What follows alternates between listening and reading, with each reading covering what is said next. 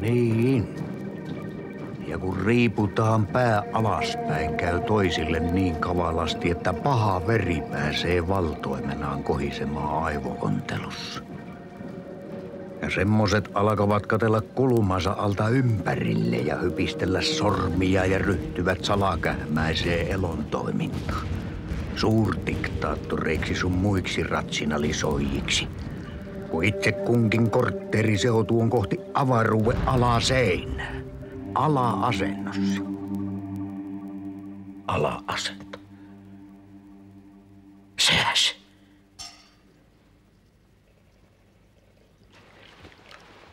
Niin.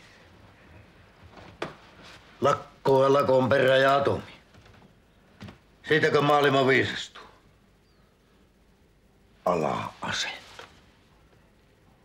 Niin. No joko se heti aloittaa, kun saa silmänsä auki. Kahville sieltä. Pistää Anselmi ratio auki. Tassilta juuri saamamme sähkeen mukaan on tekokuu ammuttu eilen maata kiertävälle radalle. Tekokuu lentää 100-200 kilometrin korkeudessa avaruudessa ja se kiertää maapallon vajaassa 2 tunnissa. STT:n uutiset päättyvät tähän. Vasapi sanoi, että nyt ne tempun teki. Vaan ei se nykymaailman ihmiselle riitä enää vanha kuu. Uutisten lukija valehtelee. En osaa sanoa. Onhan ne tieteenharjoittajat ennen niitä värkännyt kaiken sitä härveliä ja onpahan pakko ollut jäljestäpäin uskova. Ja ne hinkkaa atomista sähköä, kun kosket loppuu. Liekö tuo sitten puolitekokuu vai täystekokuu? Kyllä sinne nyt työnnytte liika hepposilla perusteella. On sieltä tullut lähtö kummemmiltakin matkalaisilta. Mitä se nyt horjisoo? Oliko siellä sitten ihminen mukana? Ei tainnut mainita ihmisen.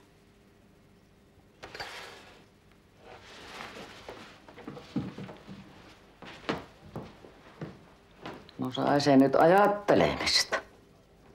Jo meni rippyy konsta ohta. Perhana, jos siellä onkin joku mies. Silloin se saa kaiken kunnia, eikä kukaan saa tietää, että minä oon käynyt avaruuksissa, jopa avaruuden katolla. Silloin nuorempana, kun minä makasin Sallatunturin nokassa ja mittasin silmällä avaruuden. Siinä mentiin pitkälle 4 tuntia. Alkoi pelottaa se takaisin tulo. Mutta minä päätin, että otetaan vielä 1 hui, kun ne mennään avaruuden katolle, jos ei se ole kovaa peltiä.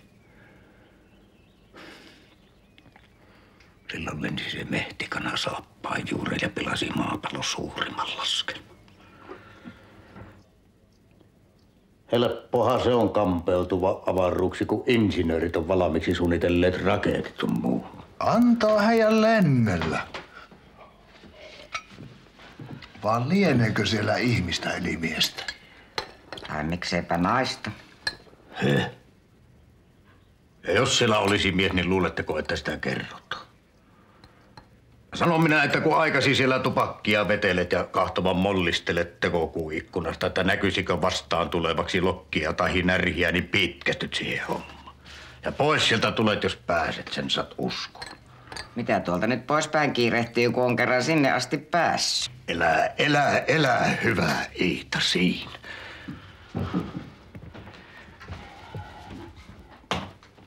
Minä elän siinä uskossa, että ne toisten taivaan kappaleiden asukit on suunnitelleet välimattot siihen malliin, että heidän puuhia ei naapuritähteläisten tarvitse tulla nouskimaan.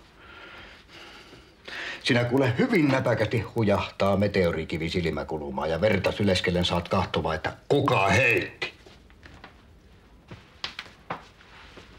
Ja jos aukaisee tekokuun tuuletusräppänä, niin sieltä tulee myrkkysäteitä ja yskittäviä höyryjä.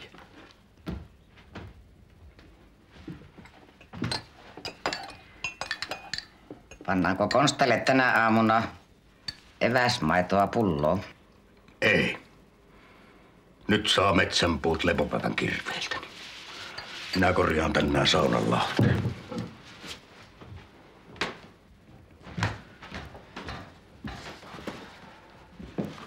Juuri kun tuli selviteltyä atomin pääasiallinen luonne. Ilmestyy kiusaksi ihmisen tekemä kuu.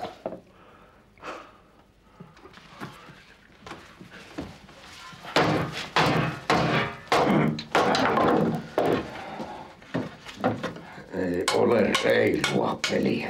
Ei. Pirua kun ne siitä lähetti taivaalle. Teko.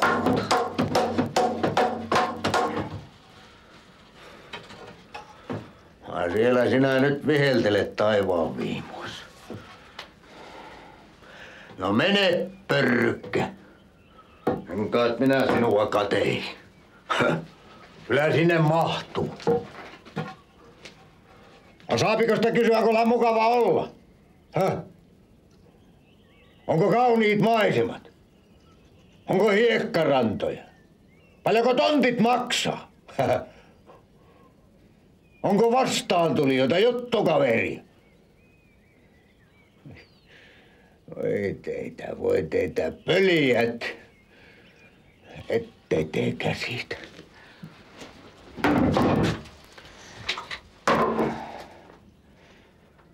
Tekokuu.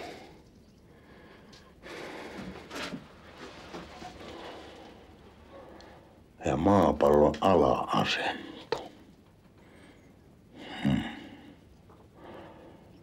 Se pyörii tuo pallo.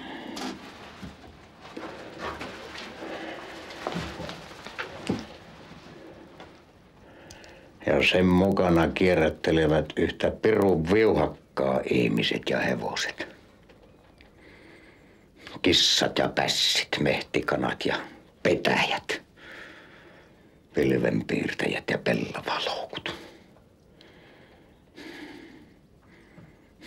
Rautatiet, hauet ja matikat, kunnanvaltuustot ja muikkunuotat.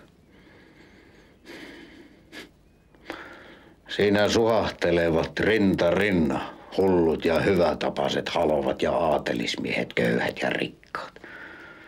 Porvarit, talonpojat ja työmiehet.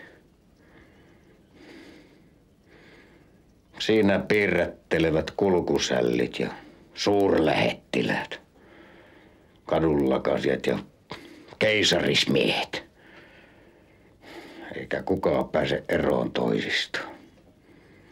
Enkä kellään ole asiaa kovin kauas tantereesta. Mitä nyt joku ylpeämpi sarhautuu helikopterilla penikulman korkeuteen, niin alas on tultava päivä eli parin perästä. Nyt sitten tämä tekokuu.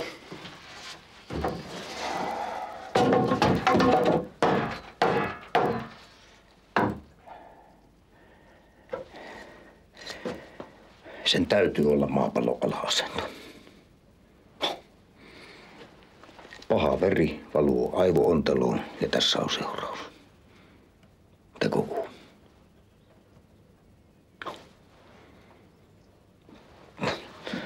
Siitä minä olen varma, että minun pääni kyllä kestää ala-asennossakin ja kestää Anselmikin pää ja muiden vanhan kansan ukkoja.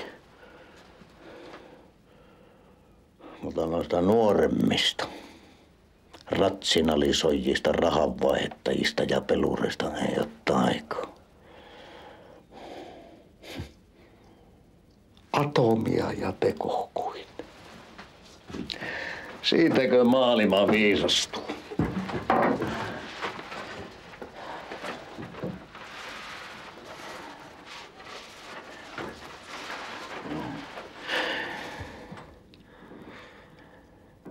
On se vielä kerran lähettävä avaruuteen.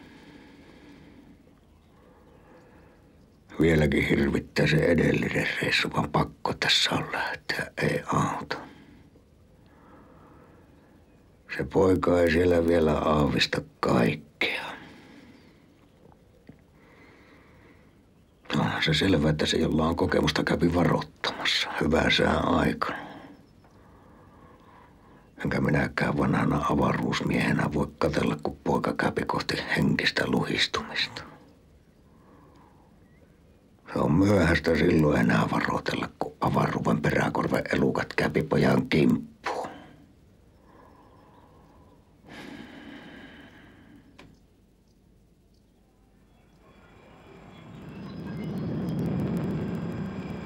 Eihän sitä tällä kertaa tarvitse mennä kuin ilmakehän rintuuksi.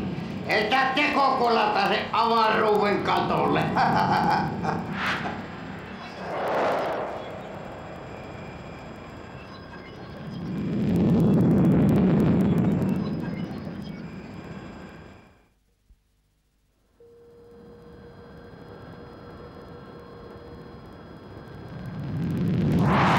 Perhana, kun tässä viimassa tupakkikin pallaa vaan toiselta lajilta. Pikanelli se on avaruusmiehen tupakki.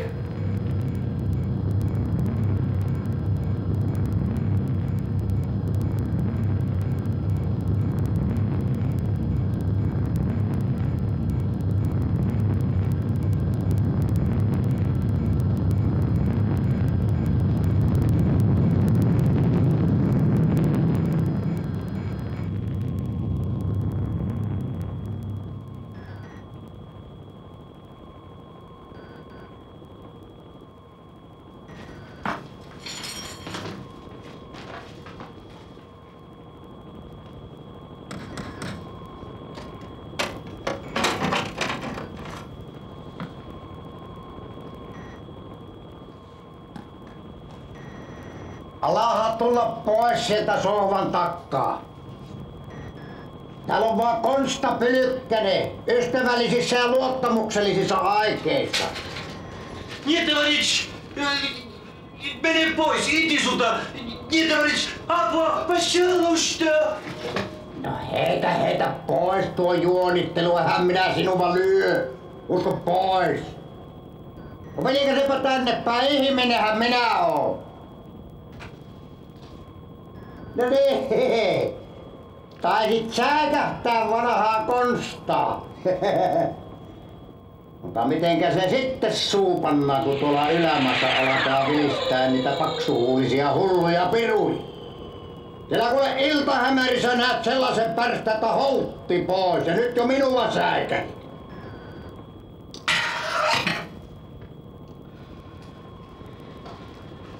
Mikä teillä on asia? Ja minullako? Jos tiivistelee asiastani loppupäätelmät, niin se on sitä, että olkaapa hyvä ja kääntäkää tekokuu kärsä alaspäin. Voisi olla sominmoillaan palata kotitantereille. Siellä on kesä parhaimmillaan. Kohta sätelee ensilume ja sitten on joulujuhla. En voi, enkä taida palata maan päälle. Minkä tää? Koko tieteellinen koe menisi hukkaan. On uhrattu suunnattomia kustannuksia. En voi palata. Minun on noustava yhä ylemmäs. Kuulkaahan, kun vanhana avaruusmiehenä sanon. Niin. Työ olta nähnyt nyt ihan tarpeeksi. No ihan turha mennä tästä eteenpäin. Siellä ei ilonpäiviä tule vasta. Kahelina sieltä kotiin. Työ kerrotte kotona professorille sellaisista otuksista, että se oitis huomaa teidät hulluksi. Oletteko te sitten aikaisemmin ollut avaruudessa? 21 kesällä lähti minun raketti Sallatunturin nokalta. Mitä ihmettä? 21? Ennen net-kautta? Kyllä. Se oli silloin, kun uskova riitti vaikka mihin. Minä mittasin avaruutta pitkälti yli 4 tuntia. Merkkasin viivan oikealla kädellä työmiesaskin kanteen aina kun oli yksi reissu tehty. Niitä viivoja oli 3,5 Siinä olisi selvinnyt avaruuden pituus ja paksuus, ellei se perun mehtikana olisi lentänyt jalkoihin. Mikä mehtikana? No, viis siitä. Tein minä toisenkin reissun. Avaruuden katolle, korstenin juureen. Niin eikö ollutkin uusi avaruus? Ei se silmän kantamattomasti. Samanlaista aavaa. No elä sinä tapita, en minä hullu ole. Minä menin 10 seinästä läpi ja tirkistin jokaisesta ja aina sama juttu. Autiomaa. Se oli hurteinen juttu ja kamala pettymys ihmisille. Minä harhailin kuin unessa pöllimetässä ja kurjistuin raunioksi kuin sieni pakkasella. Mä vaihuin kilokaupalla, kun aloin seurustella se avaruuden peräkorven hirviöiden kanssa. Oli siellä monenlaista ryttypärstää ja lyttyturppaa. Minä säikähin perusteellisesti ja päätin, että nyt on somimmillaan aika vetäytyvä omalle pallolle ja entiseen järjestelmään ja kuule, niin teis sinäkin. Hyvän sään aikana täällä ei ihminen luontevasti elä. Onko täällä evästä?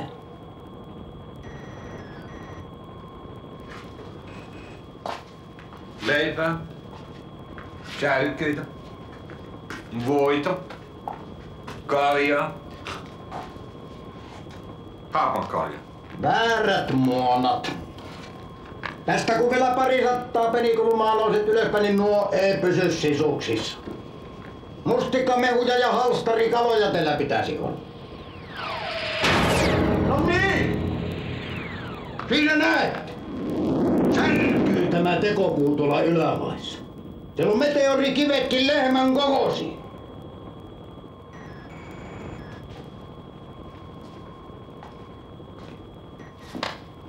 Minä uskon tieteeseen. Kaikki on suunniteltu ja laskettu etukäteen. Mitään ei voi minulle tapahtua. Tulee nyt vaan. En tule. En. No mene, helveti sitten, ja mäkätä mennessä, kun ei hyvä puhe auta, niin mene! Enkä minä kehtaan jankuttaa tuntisota.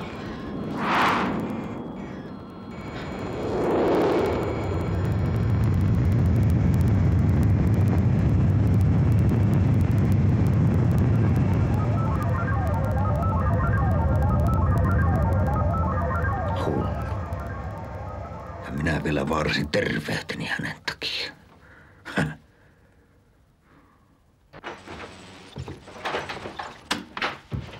Ratiossa sanottiin, jottei tekokuussa ole ihmistä sisällä.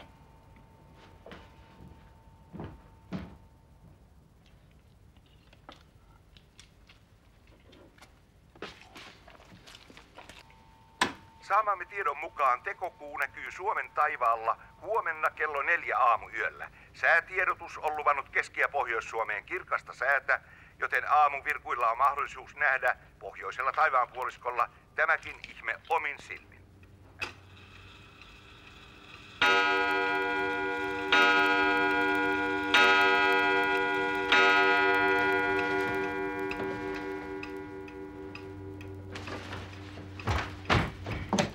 Iitä ja Anselmi, alkakaa herätä, kello on 4.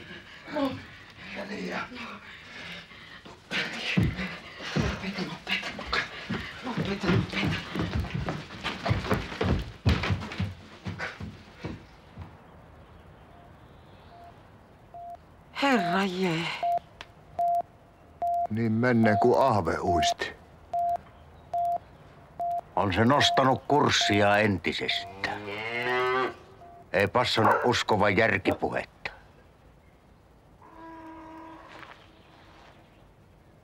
Sitä on meidän ikäiset miehet nähnyt monenlaista keksintöä. Ja nyt nähtiin liikkuva tähti. Ei niitä ollut minun isää eläessäni vielä sahojakkaan, vaan kirveläpuita kaasivat. Kyllähän ne kaikki keksii. Atomit ja muovit. Onkohan tullut otetuksi huomioon tässä rakettijutussa, että kun se raketti suihkasee ilmakehän läpi, niin siihen jääpi pariksi sekunniksi reikä.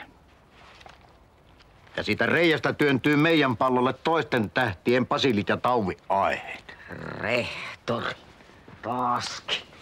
Jos alkaa ilmaantua uusia tautia, niin raketin reikiä minä epäilen. Saatat olla oikeassa. Kuulehan. En viihtynyt äsken Iitan kuule, kun se ei aina ymmärrä. Niin mitä? Älä pölyvä. Sitä vaan. Että ei ne turhan tautta tuota rakettia taivaalle ampunut avaruuteen.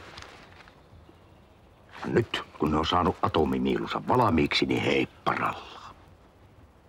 Atomit rakettiin ja taivaalle. Ja sieltä ne tulla mätkähtää meidän keskelle. Elikkä mihinkä vaan äkki arvaamata. Ja siihen tarvita enää edes miehiä atomisyytelemissä. Aattele tätä jonkun hullun diktaattorin käsissä. Minkä sillä sitten voi, jos äkki arvaamati? Sitä on meikäläisen mentävä piiloon. Niin kuin möyrä koloonsa. Ai jaa, sinä tarkoitat sitä vuorta ja luolaa. No sitä. Huuhkamme maan alasta joki. Valmiutta on tehostettava, ryhdyttävä vastatoimi, ymmärrätkö? No, melkoinen vastaisku atomille. ne arvaakka.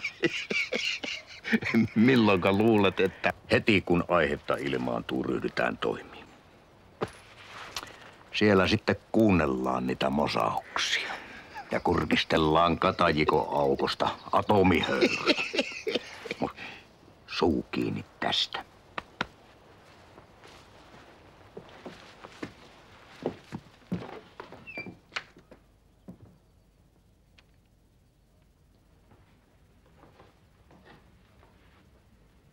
Taasko sinä valvot? Jättäsit sen tekokuun ja tulisit töihin. Työjohtaja kyseli. Sanoi, että kirveessä sahasi jää kohta lume alle. Häh?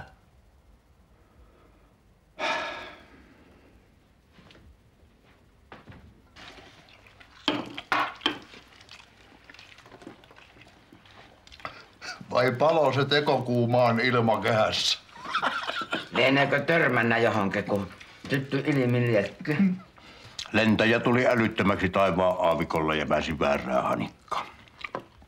Tekokuu lähti kuppelehtimaan vallatona ja sytyi palaamaan Saurelehaan. Vai eihän sinä miestä pitänyt olla? Niin, uutisten lukijakin sanoi, että... Sitä paitsi sillä oli väärät sapuskat, eivät pysyneet sisässä. Tää. Näkö sumeni.